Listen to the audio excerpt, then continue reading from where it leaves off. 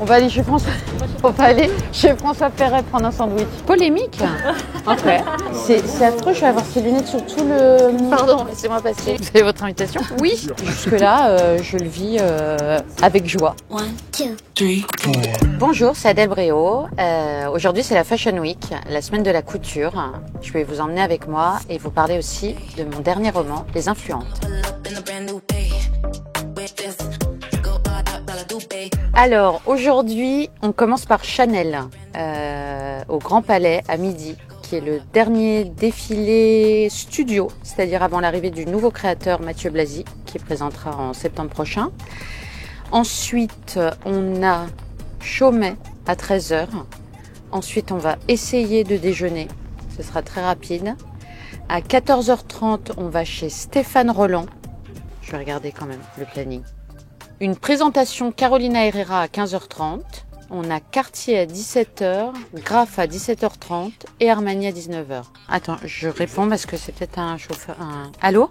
Ah, désolé, en fait c'est la Fashion Week, là je suis en train d'arriver. Je suis sûre qu'on peut les désopaquiser, non? Attends, il y a des trucs là. Ah, ça? Non. Ça ressemblait pas mal, hein? Non. Ah ouais. Et ça, c'est quoi? Merde, j'ai perdu mes lunettes. Oh, je pourrais jamais les retrouver. Non, elles sont tombées dans un espace-temps assis. Oh, merde, je les ai mises encore plus loin. Oh putain. C'est le triangle des Bermudes de la voiture. Non, pas du tout. Les Influentes, c'est l'histoire de 3 femmes qui vont se rencontrer dans l'univers de la mode. Il y a Anne, qui est mère au foyer, qui fait de la couture chez elle, qui a un blog. Et puis un jour, Beyoncé elle-même porte une de ses créations, une combi short. La vidéo est postée sur Instagram, le compte d'Anne est tagué et elle devient célèbre, ultra célèbre, du jour au lendemain, notamment dans le milieu de la mode. Elle va être récupérée, je dirais, par Blanche, qui est la rédactrice en chef très charismatique d'un grand magazine féminin qui s'appelle Attitude, mais aussi par Myrtille, qui elle est une très jeune fille, ancienne styliste, qui veut devenir agente d'influenceur et qui essaye de récupérer l'influence d'Anne. La rencontre de ces 3 femmes va se faire dans le milieu de la mode et au-delà de ce milieu, raconte le choc générationnel dans le monde de l'entreprise et le monde professionnel, et puis aussi la société du spectacle et l'influence de manière générale qui nous touche tous aujourd'hui. Alors, on sort du show Chanel, où on a croisé Dua Lipa, Vanessa Paradis, Lily Rose, et là on part chez Chaumet, place Vendôme. À plus. Je peux te dire qu'il y a une scène qui se passe au Ritz dans ton livre? Oui, absolument. Il y a plusieurs scènes, mais il y a la scène inaugurale, je dirais, de l'arrivée de Anne à Paris, où il y a un chauffeur, pareil, qui la dépose devant le Ritz. Et là, elle arrive, elle va à la réception, et elle a très peur qu'on lui fasse payer sa chambre.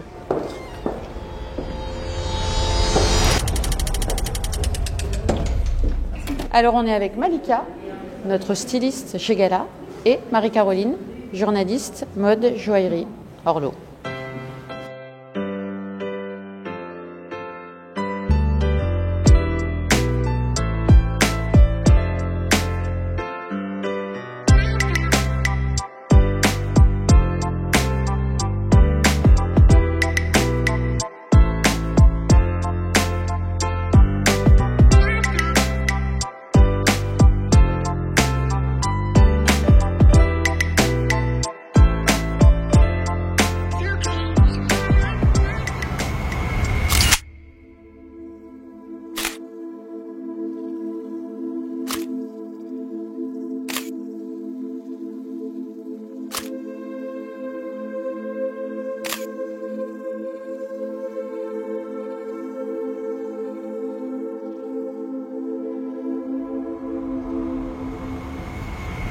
Chaumet présentait le premier chapitre de sa prochaine collection de haute joaillerie. Ce premier chapitre étant élaboré autour du bambou, dont il nous présentait les premiers crayonnés et une dizaine de pièces. Et là, on va partir essayer de trouver un sandwich avant le défilé Stéphane Roland.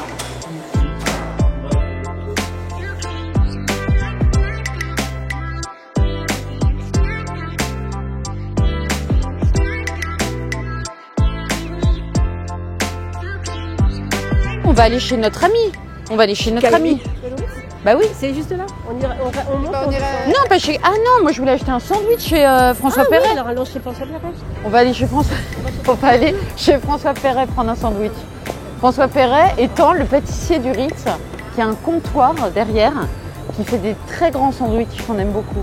Ouais, coucou, c'est pour te dire. Donc on sort de chez Chaumet.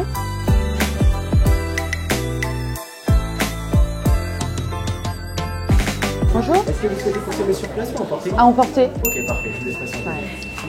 C'est une espèce de boulangerie Salanté qui est derrière le Ritz, dans laquelle on peut manger les créations de François Perret, qui est le pâtissier du Ritz et qui fait des très longs sandwichs que j'adore. La finger food, on dit.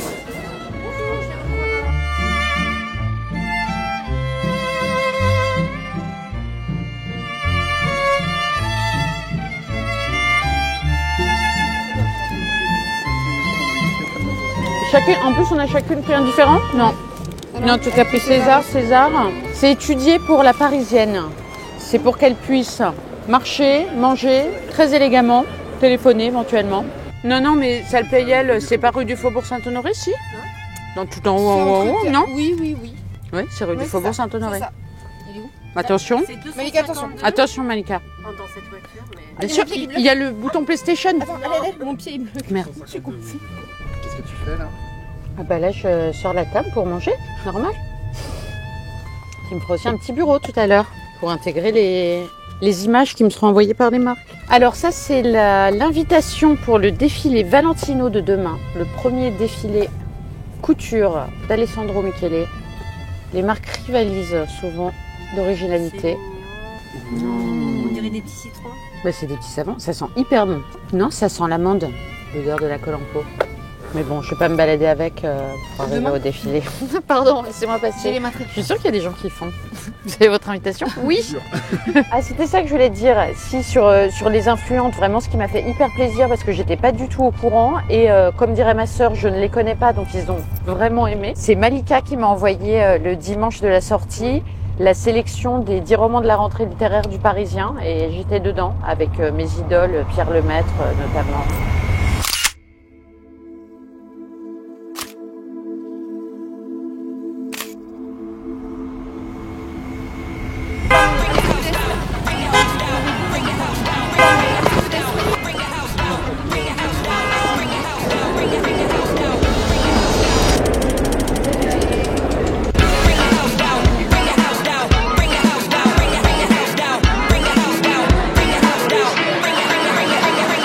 C'est vrai qu'on m'a dit surtout sur celui-ci qu'il y avait un côté série, enfin très visuel et rebondissement. Je pense, encore une fois, je calcule pas forcément. Je pense que ça doit être voilà, l'habitude de regarder des séries aussi, qui fait qu'une écriture devient peut-être plus cinématographique. Et pour les rebondissements, c'est vrai que j'ai toujours très peur justement d'embêter les gens. J'ai des souvenirs de lecture d'enfance dans l'écriture d'autrefois. Il y a des très très longues descriptions, on attend une plombe avant d'avoir des dialogues. Donc je pense qu'inconsciemment, je dois avoir envie de prendre tout le temps le lecteur par la main.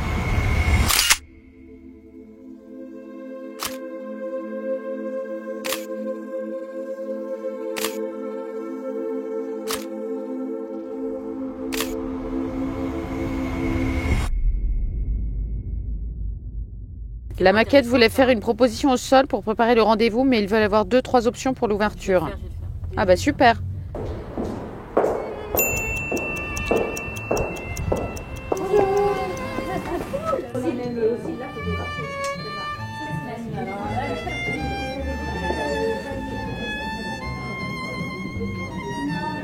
C'est dans 3 mois. Bah ouais, c'est tellement proche. Tu te rappelles, c'était un énorme set. Ouais, parce que j'ai vu que je pouvais pas rester jusqu'à Calvin Klein. Il y avait...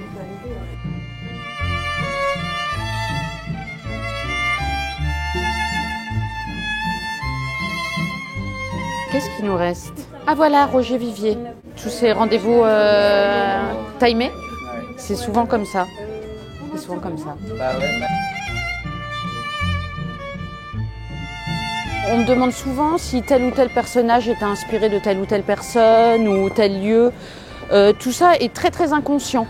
Comme quand j'ai écrit sur ma grand-mère, je me suis pas inspirée de choses spéciales. Voilà, rien n'est réfléchi, tout est inconscient, tout s'infuse, je pense, et émerge ensuite sous la forme d'un lieu, d'un personnage, d'une situation. Je pars très souvent, voire tout le temps, de quelque chose de très personnel, mais que j'emmène vers quelque chose de beaucoup plus universel, ou en tout cas qui nous touche tous. Mais c'est vrai que le cadre, forcément, ça m'amusait de le raconter. Et tu rentres où là? Je rentre chez Roger Vivier.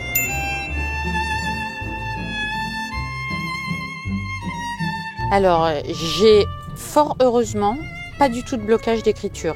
Donc je me lève tôt le matin, j'ouvre immédiatement mon ordinateur dans le silence de la nuit et j'écris. J'écris. Et en revanche, après, j'ai un très long travail de coupe, de modelage, de sertissage, comme de la joaillerie. Pas mal, hein? C'est pas vrai? Oh là là, trop sympa! Merci, monsieur. Mais vous avez fait comment? Comme ça, avec la main? Sérieux? C'est vrai, parce qu'elle a tout essayé. Hein.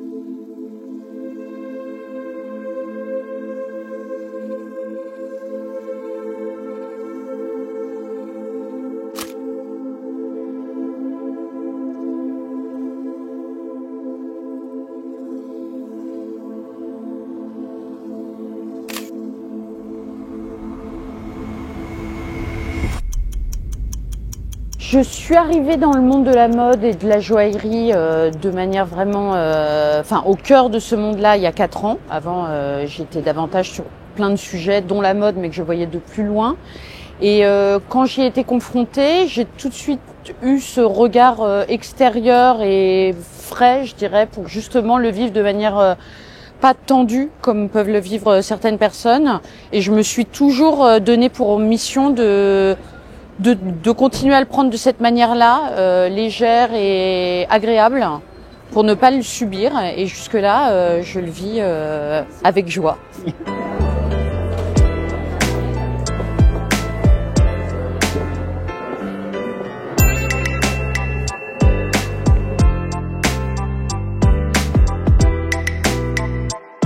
Très active sur Instagram et je poste pendant les Fashion Week des petites chroniques tous les jours sur le monde de la mode, mais avec un regard un peu extérieur que j'ai encore aujourd'hui. Et puis j'ai vu que ça intéressait beaucoup, que tout ce qui était du domaine du rêve touchait et au contraire apportait une espèce de souffle dans le monde d'aujourd'hui. Graphe, ah bah il n'y aura plus rien jusqu'à Armani. Bah, c'est le moment où je pourrais écrire mon article.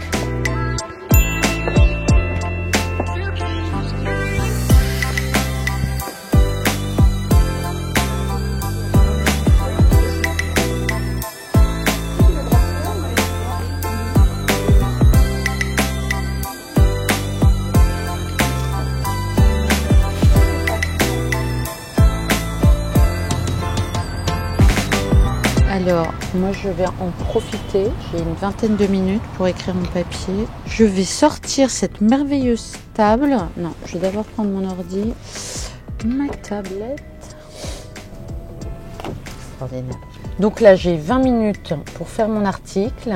Il sera 7h moins 10. Après, j'ai le défilé Armani, où tu ne peux pas venir parce que tu n'as pas d'accred. Et puis après, on va fêter l'anniversaire de mon mec, à qui j'ai pris un millefeuille chez François Perret, au comptoir du Ritz.